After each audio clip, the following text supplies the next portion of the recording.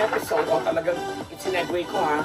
Uy, ako, gusto kong unawain si Carla Estrada bilang isang nanay ng aking baby rin naman na ituturing. At talagang, sabi ko nga po sa inyo, ako lagi kong binabanggit ang anak ko, si Niyong, na when he was only 3 or 4 years old, talagang naging naging malapit na siya kay Daniel Padilla. Every time na nagbe-birthday po si Niyong, at least for the sa loob na 3 taon na sunod-sunod, simula siya 3, 4, 5 hanggang yun nga, 5 years old, lagi siya nagbibigay ng birthday greetings kay Niyong. And there was one time na nagpaabot din siya ng regalo, and may mga ilang pelikula bang nagawa at TV shows, siguro mga 4 na beses kung naisama si Niyong sa She's Dating the Gangster, tapos yung Princess and I, tapos may mga press con, etc.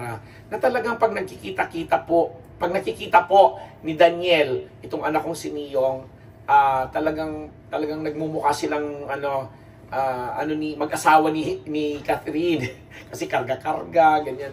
At that age, ngayon 13 years old na pong anak ko, at star pop po siya, recording artist, rap artist under ABS-CBN Music. So anyway, na-segue ko lang kasi kaya nga sinabi ko pong nauunawaan ko si Carla.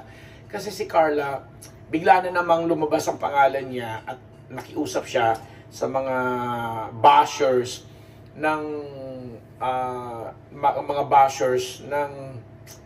sabi ko na, dinidiretso ko na, bashers ni Catherine, kasi nag-viral at pinag-usapan yung ginawang pagsasayaw ni Catherine sa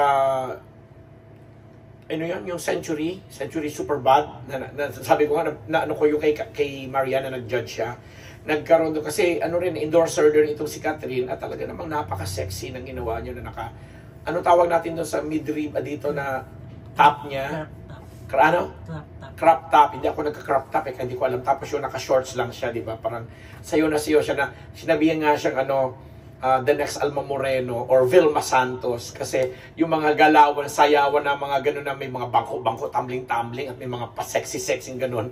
Mga galawang ATV at loveliness, Alma Moreno, na pwede namang sabihin yung mga sumunod na magagaling din ng mga dancers, hindi maikumpara. But this time, doon nga kinumpara si Catherine. Pero, yun nga, siguro yun ang tinutukoy ni Carla doon, dahil may nga siguro may mga talagang hindi pa rin makamove on na mga tagahanga at supporters ng Kathniel, na siguro hindi nila matanggap, or yun nga, sabi nga natin, may iba pa silang pinagdadaanan, kaya parang pag nakita nilang ganun ang ginagawa ni Catherine, syempre yung negative ang sasabihin nila, yun ang ipupunan nila, yun ang ipipintas nila, na this time sinasaway or inaawat nga ni Carla, na sabi niya, hindi tayo pinalaki ng ating, hindi natin pinalaki yung ating fandom or yung samahan para lang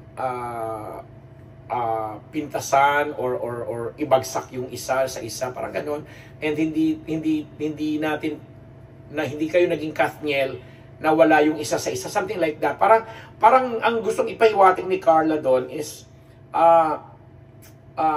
dahil nga si Catherine ngayon ay talaga namang alam natin na umaalagwa ang karera, very active pa rin, ang mga proyektong ginagawa niya ay sobra-sobra pa rin tinatangkilik, as compared, gusto kong maging balance and honest dito as compared kay Daniel, na alam mo, ang mga exposure na ginagawa ni Daniel ngayon is nagko-concert siya, uma-appear lang siya sa mga probinsya-probinsya ng mga shows.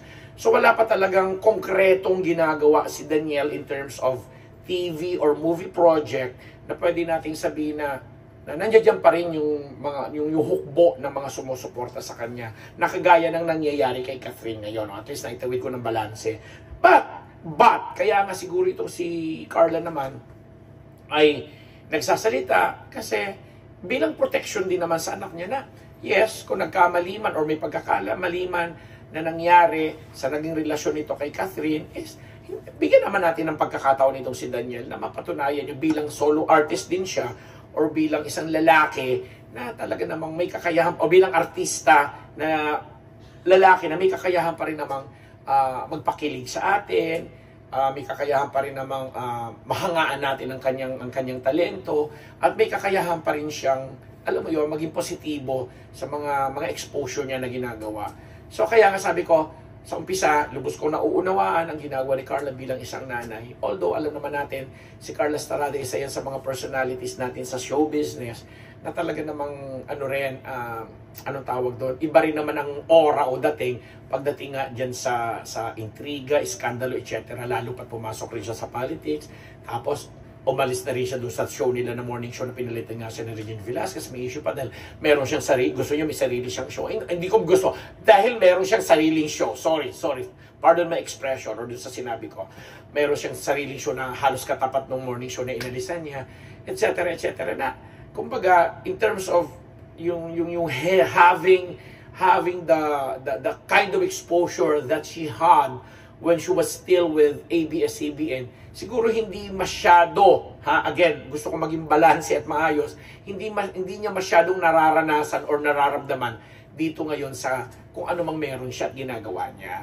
O, diba? So, kaya sa iba, sabi nila baka gimmick lang, eng-eng lang, paandar lang siya kasi gusto lang magpabilong or what, intindihin nyo na lang. But bilang isang nanay na gusto bigyan ng protection yung kanyang anak, na as if naman para namang nakapatay itong si Daniel kung husgahan ng iba, and as if naman yung mga ibang sumusuporta din may masabi lang na kung ano, sisiraan na yung isa, yung si Catherine na sinasabi natin dito na although hindi niya pinangalanan, pero yung pagsaway niya na wag namang i-bash at sana naman ilagay naman sa tama.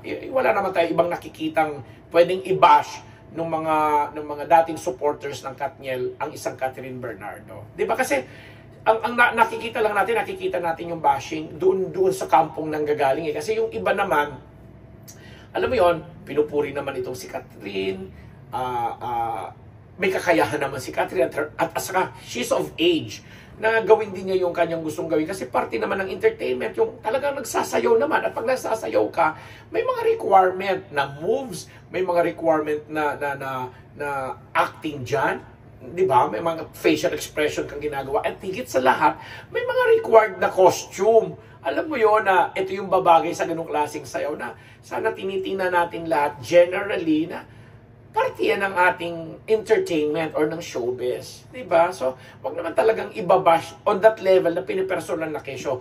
Nakipag-break lang, nagwawala na, parang babaeng ganito, bla bla. Wag nang ganon. Yun din yung sinasabi siguro marahil ni Carla, hindi lang niya mapangalanan. Pero, yun na nga, dahil si Carla ang nagsasabi, napupulaan dahil anak niya siyempre si Daniel. Tapos, sinasabi rin ng iba, dahil may mga ibang nagagalit din kay Carla, sinasabi na nagpapaandar lang or nagpapabilong, yun na nga, gusto kasi parang feeling na hindi na daw bilong, parang gano'n, may mga gano'n. So, again, in general po, ang pagbabash, huwag nyo namang i-connect sa kung saan-saan lang. At lalong huwag gilit lahat, nagiging personal po tayo. Diba? Kasi lahat naman tayo magaganda, lahat naman tayo mga sexy. Yung iba naman kasi wagas na wagas, tapos duwag-duwag naman kung kani-kaninong account nakatago, kung ano mga alias. O yan naman ako, nag-i-emote naman ako. Ayoko magtaray. Kasi wala rin po akong boses, baka mamaya ako ang rasbakan ninyo. Charot!